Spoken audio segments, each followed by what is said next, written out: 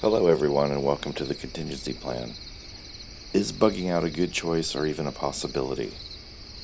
Very few of us have an actual bug out location. Do you have a cabin far away from civilization? If you do, would you even be able to get there? Most people do not live inside a large city. They have migrated to the suburbs and may be 10 miles or more from the actual city. Many people, however, do work inside a large urban city, and if a shit hits the fan situation were to occur while you are at work, the first thought most would have would be getting home. The real danger for those people will be in getting from the city to their homes. But the danger won't end if and when they get home. A lot of people focus on the dangers of being in a large city when the shit hits the fan, but I believe that being in the suburbs will be far more dangerous. The city, although dangerous, does have stores with supplies that can be looted if necessary, at least for a while. The suburbs also have some stores, but they are far more spread out, and getting to and from them will be tricky at best. In both cases, what stores there are will be stripped of resources very quickly. Once that happens, people are going to get desperate and dangerous. Think of the way people behave on Black Friday, trying to save a few dollars on a television. And now put those same people into a potential life or death situation, or a scenario where someone is trying to obtain canned food or a case of bottled water to keep their children alive. Now arm many of those people with weapons and imagine being in the middle of it. Also realize that the majority of people who own firearms live in rural areas as opposed to urban areas. Clearly, firearms aren't the only weapon available to people, but taking law enforcement out of the equation, your chances of being shot in a shit hits the fan situation are far greater outside of a major city than inside of one. Ideally, the place to be during a shit hits the fan scenario is the remote countryside. The further away from people, the better.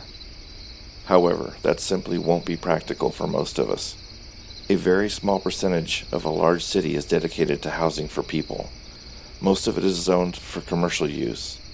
While a city like New York has 8.5 million people, many don't realize that population is spread out over an area covering 303 square miles.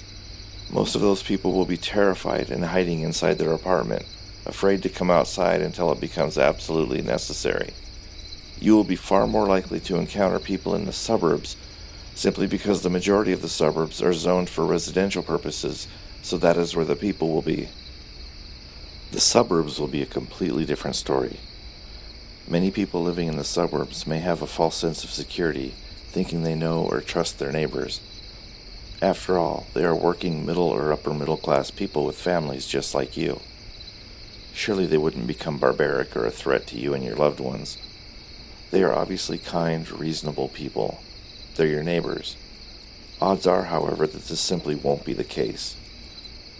In my opinion, the most dangerous place to be during such a scenario will be in densely populated suburban areas. So what should your plan be? To bug out or bug in?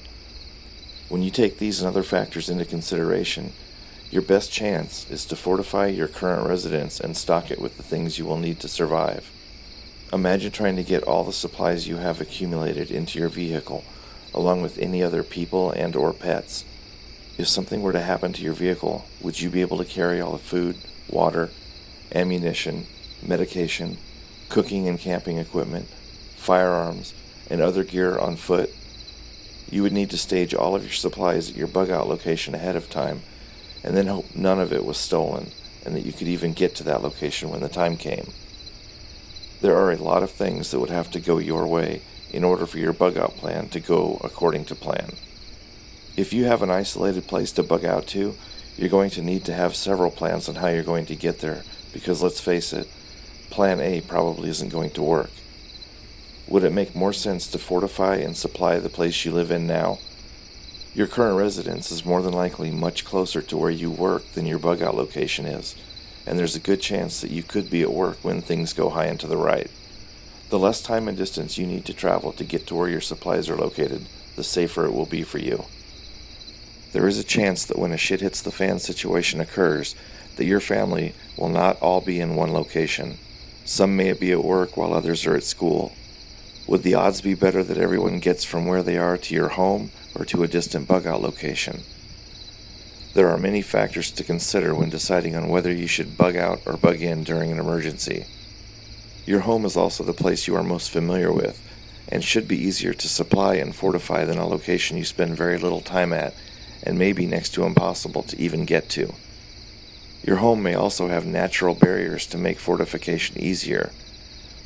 You may have other structures to the sides or back of you, or live in an apartment where you only have to be concerned with the threat coming at you from one specific direction. A remote rural location may require you to secure a 360-degree perimeter and post a 24/7 watch, along with perimeter patrols, which will soon take its toll on everyone, both physically and psychologically. When it comes to bugging in at home or bugging out further away from society, there are many logistical nightmares to consider in both cases. After taking everything into consideration, my plan is to bug in initially and decide what to do next based on how things play out. Thanks for watching, and feel free to subscribe to our Facebook group at the link below in the description. Peace.